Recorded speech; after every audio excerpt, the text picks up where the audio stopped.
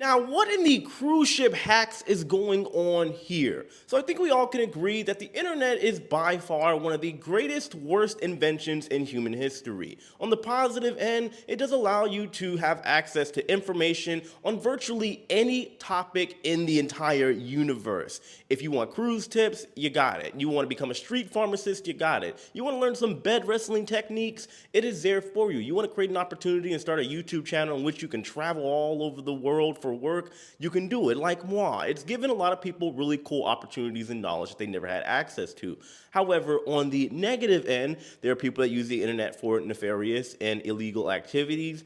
And on the other end, with social media like TikTok and YouTube and Facebook, for example, it has kind of made people a little, well, stupid in the sense that they will do anything to get some views, a couple clicks, some tasty morsels of dopamine hits in order to appease themselves. And that's something that I want to talk about in today's video, as we have a passenger that decided to publicly post a secret hack that, well, it's not so secret anymore. I have two clips that I want to show you. One from a general, just dumb activity in which somebody thought they were really doing something smart here. And well, it's going to cause more problems than it's worth. And then we have, I want to say, the potential outcome of this stupid trick that somebody is trying to use that is inevitably and unfortunately causing more problems. By the way, it is cruise day for me, so I am going to try to skedaddle this video along. Just hit that like button, and of course, go subscribe to my other channel, Jay the Nomad, as myself and some special guests will be joining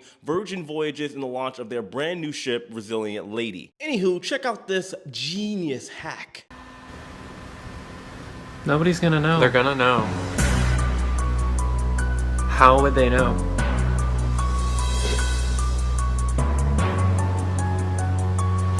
How would they know? How would they know? I can't. Oh my god! So as you can see, this scientific innovator here thought that they were really making a big move by putting vials of alcohol inside of her feminine products. And there are so many things wrong with this. For starters, I hate to be the bearer of bad news for this young lady, but it's not a secret if you put it on the internet for the entire world to see. Now, it is on TikTok, and I believe it had like 1 million views or something like that, and it's been getting shared on all of the social media platforms and Facebook cruise ship forums and even on Reddit. So, again, the world knows about this now. On top of that, you're not exactly the innovator of this product. You see, if you go online, you can actually find this already has been made. So, well, you're going to take an L there too. But when you look at things from, I want to say, the outer perspective, this does cause problems, because let's say in theory this lady actually gets over to the cruise port with this hack or tip or whatever heck she's trying to do, this little trick here, and the cruise line is privy to it. They ask her to look at her feminine products. Now, how do you think this lady is reacting to this particular question if the security said, hey, we think there might be something inside of your purse or wherever it is she's holding said item?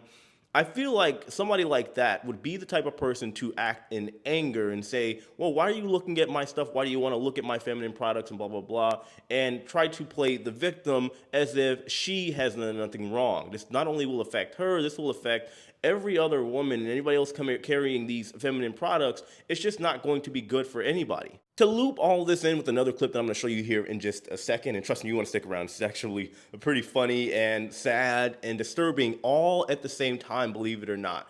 But I'm assuming why this woman did this is because she wants to not spend money on drinks on board the ship. A noble act, of course. Those evil cruise lines, how dare they charge us for drinks?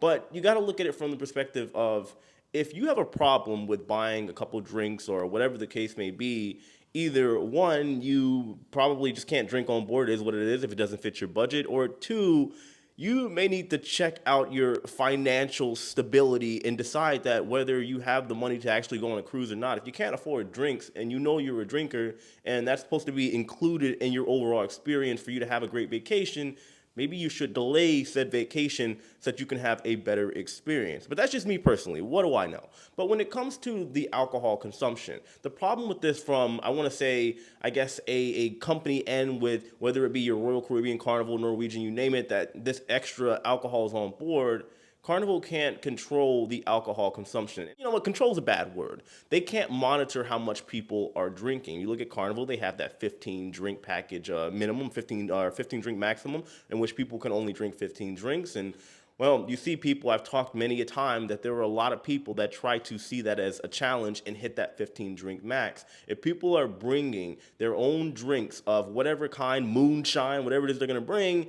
then there is no way to tell exactly how drunk people are getting on board. And should something happen, like let's say a health issue like alcohol poisoning, which you gotta get your stomach pumped and potentially airlifted off the cruise ship, they can't even tell how many drinks you've had. So let's say when you have to go deal with medical, they now have to try to figure out what your blood alcohol level is. And that's gonna be a little bit harder if you can't even tell them how many drinks that you have to gauge where they need to put you at and how big of an emergency it is, should you actually find yourself in one. Now, to show you what I mean, here is a clip of some Carnival passengers, some carnies, very important fun people, if you will, that obviously have had a little too much to drink.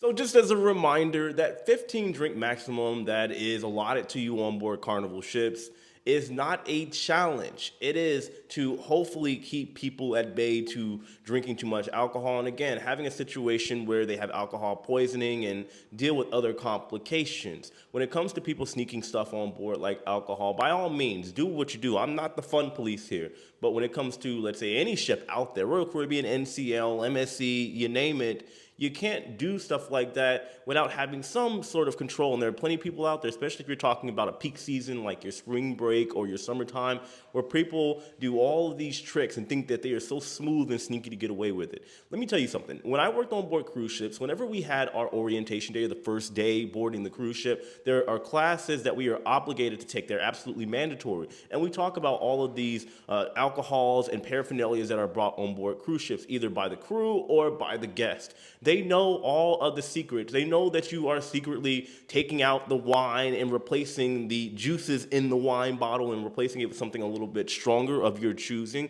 They know about the Mary Jane that you're stuffing inside of the tea bag or putting in your shoe. They just decide to themselves if it's worth the trouble. They know that stuff is going to get on board because they can't sit here and monitor every single situation that happens. Drugs are going to get on board, alcohol is going to get on board that probably shouldn't be there, but it is just kind of roped into the experience, and they expect people to be responsible enough that should they bring this stuff on board, it's not going to cause a harm or danger to themselves or others on board, which is completely understandable. Now, I say all that to say this. I'm assuming that everybody that's doing these hacks and tricks are adults and they are giving this stuff to adults only. If not, then obviously you have a bigger situation because, well, whether you're on land or at sea, there are complications that can come from people drinking excessively. So you got to be responsible altogether. Anywho, that's what I got here. Of course, guys, let me know your thoughts in the comment section below. I'm going to wrap this up. I have some friends that just landed in Athens and they are en route right now, and I got to finish packing and all that stuff. But like I said, today I will be boarding Resilient Lady, the ship I was supposed to be working on just 1 year ago. I'll be on board that ship for 2 weeks, and